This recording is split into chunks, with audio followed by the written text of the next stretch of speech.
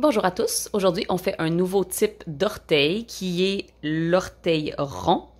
Il se compare évidemment avec l'orteil en coin, comme ceci, c'est-à-dire que l'orteil en coin a des diminutions de chaque côté, tandis que l'orteil rond, ben, il est rond, hein? Il est rond de tous les sens. Il est pareil qu'on le regarde de côté, de face, de dos, etc. Comme vous pouvez voir, l'orteil rond est un peu plus long que l'orteil en coin, ce qui permet de faire un orteil qui fonctionne bien pour les gens qui ont peut-être le deuxième orteil plus long que le gros orteil ou qui généralement ont juste les orteils plus longs. Donc, à vous de voir quelle forme va être plus avantageuse pour vous. On y va! J'aime faire mon orteil avec une couleur contrastante et donc la première chose que moi j'aime faire avec ma couleur contrastante, c'est simplement faire un rang à l'endroit. C'est pas obligatoire, mais j'aime bien le faire de cette façon-là. Je trouve que ça définit bien où mes diminutions vont être. Donc, j'ai coupé mon fil régulier et je vais faire un premier rang en droit en utilisant aussi, petit bonus, la méthode Weave-Steven pour rentrer mon fil ici que j'ai lâché. Donc, tout ce qu'on fait quand on fait la méthode de Weave-Steven, c'est qu'on tourne le fil de la couleur qu'on vient de lâcher autour de notre fil qu'on utilise avant de faire notre maille. Et j'aime piquer dans ma maille en premier, tourner le fil autour et tricoter cette maille. Je pique, je tourne autour, je tricote.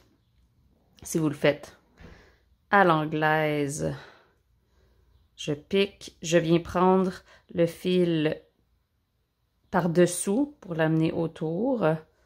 Floup. Tricote, pique, je viens chercher le fil par en dessous pour le ramener de l'autre côté. Tricote et si je fais cette méthode, je la fais pour environ une dizaine de mailles. Et ensuite, à la toute fin, j'aurai juste le fil rose à rentrer parce que je n'aime pas le look de cette méthode si je fais le fil rose aussi. Pour moi, c'est une question de mon fil est tenu ici. Si je le rentre dans ce sens-là, ça va laisser un petit trou, tandis que moi, j'aime le rentrer dans l'autre sens, dans le sens opposé auquel je travaille. Ceci étant dit, ma prochaine étape, ça va être de séparer mes mailles en 8 sections pour ce type d'orteil.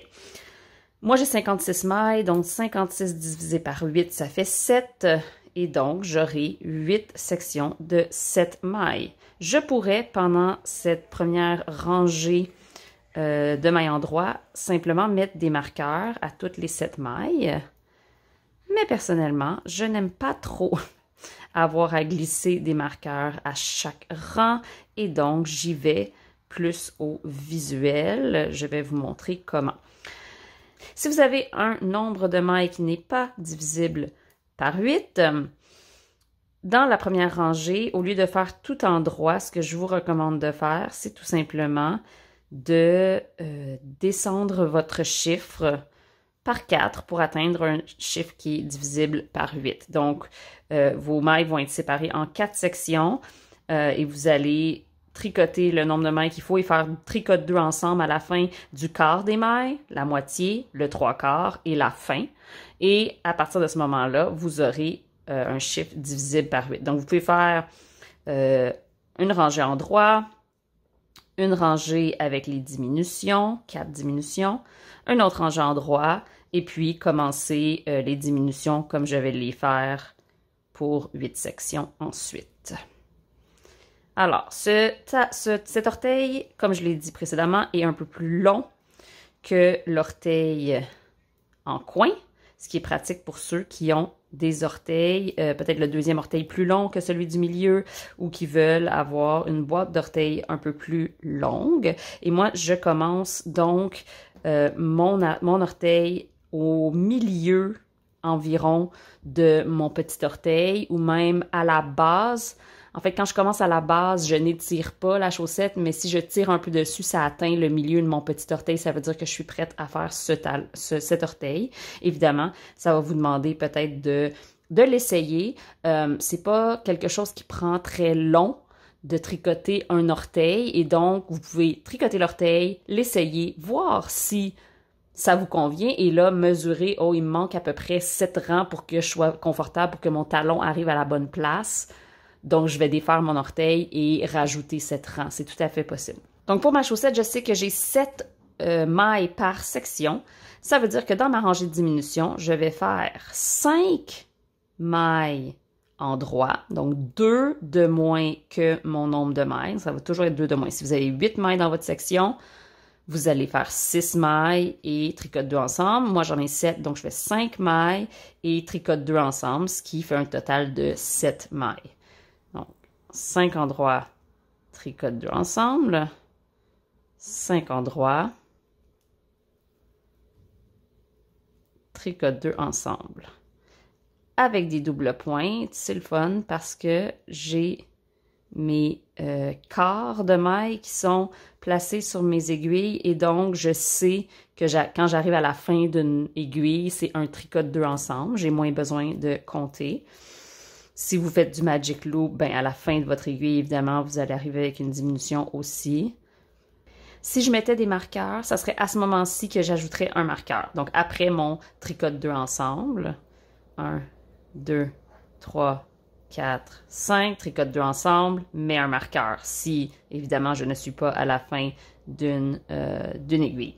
Et vous allez voir que vous allez pouvoir voir l'endroit où vous allez faire vos diminutions ou ben, vous tricotez jusqu'à 2 mailles de votre marqueur et vous faites une diminution. Donc, ça, c'est la première rangée de diminution.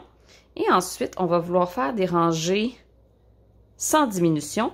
Et c'est assez simple parce qu'on va faire le nombre de rangées qu'on a de mailles simples. C'est-à-dire que si je fais tricote 5, tricote 2 ensemble, ensuite, je vais faire 5 rangées en droit. Si je fais tricote 4, tricote 2 ensemble, je vais faire 4 rangées en droit, tricote 3, tricote 2 ensemble, 3 rangées en droit, etc. Là, je parle et donc je ne peux pas compter mes mailles. Et donc, c'est vraiment facile de garder un bon rythme sur nos rangées puisque ce qu'on est en train de faire va nous dicter quoi faire après. 1, 2, 3, 4, 5. Oups, tricote 2 ensemble. Et à la fin de ma rangée. Donc, maintenant, je vais faire 5 rangs en droit. Et ensuite, je vais faire tricote 4 mailles, tricote 2 ensemble, mais je vous reviens pour vous montrer de quoi ça a l'air. J'ai fait mes 5 rangs en droit et je suis rendue à faire mes diminutions. Comment je sais que j'ai fait mes 5 rangs en droit? Évidemment, je les ai comptés, mais je peux les compter aussi en regardant ce que j'ai fait. Donc, je vais aller trouver mes mailles doubles ici, l'endroit où j'ai 2 brins ici de 2 mailles différentes qui sont rattachées à une seule maille. Donc, ici, j'avais une rangée, 2 rangées et c'est devenu une rangée ici. Donc, ça, c'est la rangée avant ma diminution. Ça ici, juste au-dessus, c'est la rangée de ma diminution. Et ensuite, je vais compter le nombre de rangs à partir de là. Donc, j'ai 1, 2, 3, 4 et 5 sur mon aiguille. Et je suis donc prête à faire ma rangée de diminution. Maintenant, si j'avais des marqueurs à l'endroit stratégique où je dois diminuer, j'aurais pas besoin de compter ni rien. Mais moi, je sais que je suis rendue à faire une maille de moins par section parce que j'ai diminué d'une maille par section tantôt. Donc, je suis rendue à faire 4 mailles plus tricote 2 ensemble. Si vous avez des marqueurs, vous tricotez jusqu'à 2 mailles du marqueur, ici, ou de la fin de votre aiguille, et tricote 2 ensemble. Et si vous n'avez aucune idée, vous êtes perdu, vous ne savez pas combien et vous n'avez pas mis de marqueur, vous tricotez jusqu'à voir 1, 2, 3, je regarde. Ah, elle est ici, ma maille qui est par-dessus ma diminution. C'est celle-là ici sur mon aiguille. Donc, je la localise et je vais tricoter celle-là avec celle à droite. Donc, il me reste juste une maille à tricoter. Et maintenant, je tricote mes 2 ensemble. Je peux regarder, ça fait 1, 2, 3, 4, tricote. OK, maintenant je sais, 1, 2, 3, 4. Je suis rendue à tricoter deux ensemble. C'est logique parce que je suis ici au-dessus d'une diminution et je prends celle de droite. Et en plus, je suis à la fin de mon aiguille. Tout s'aligne, c'est parfait. Et donc, après avoir fait ma rangée de diminution, je vais faire 1, 2, 3, 4 rangs en droit sans diminution. Et ensuite, je vais faire tricote 3, tricote 2 ensemble, 3 rangées sans diminution, tricote 2 ensemble, 2 rangées sans diminution, tricote 1 ensemble, une rangée sans diminution, et puis toutes les mailles vont être des tricotes 2 ensemble pour la toute fin. Et normalement, parce qu'on avait diminué, on avait divisé nos mailles en 8 sections, on va avoir 8 mailles à la fin. Et je vais vous montrer comment on termine cet orteil de deux façons différentes.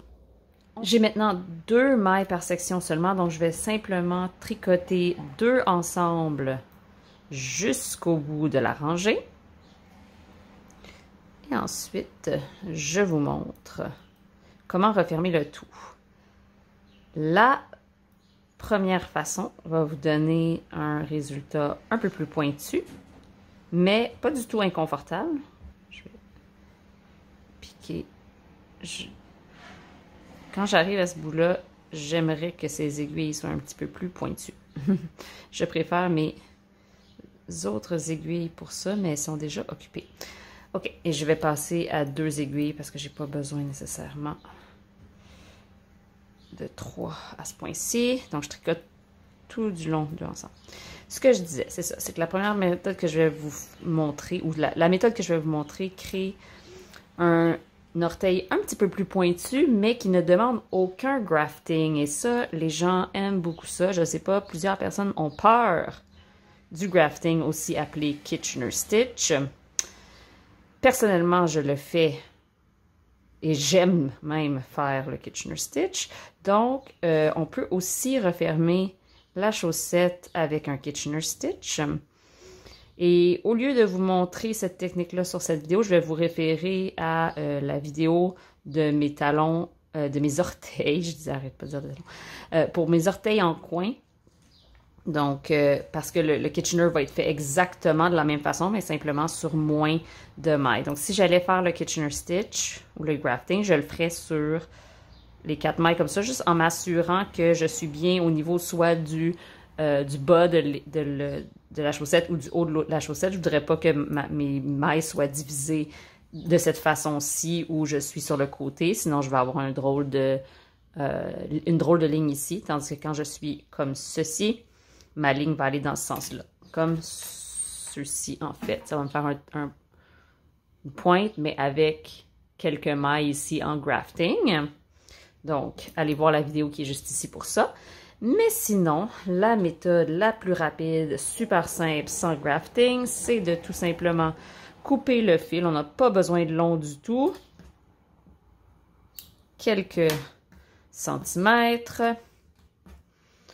On va utiliser une aiguille à finition. On va utiliser notre aiguille à finition. On va mettre notre fil dedans.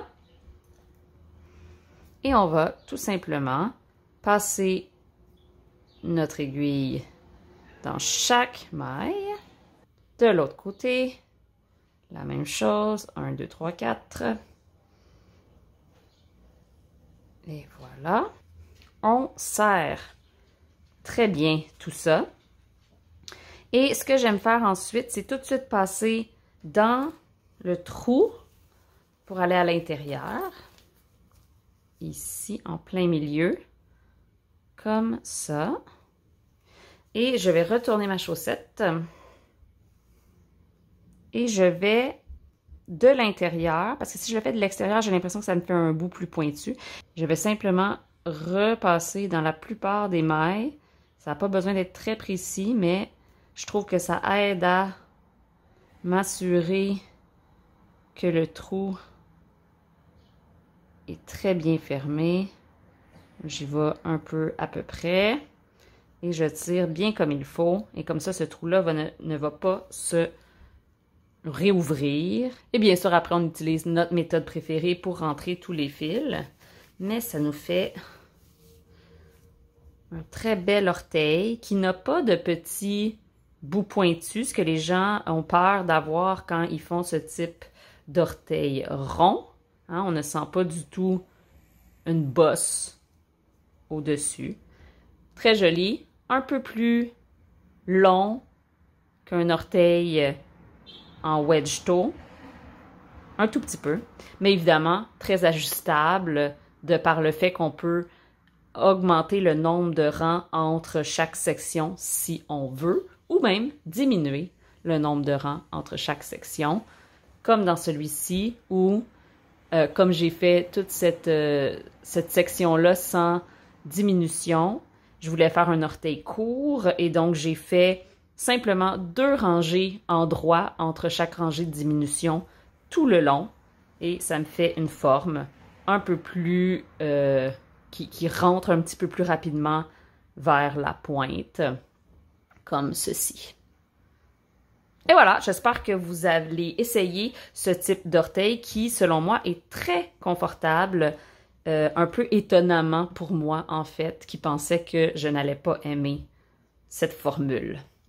Si vous avez des questions, n'hésitez jamais à mettre un commentaire dans la boîte de commentaires et de vous abonner à ma chaîne si ce n'est pas déjà fait. Bon tricot à tous!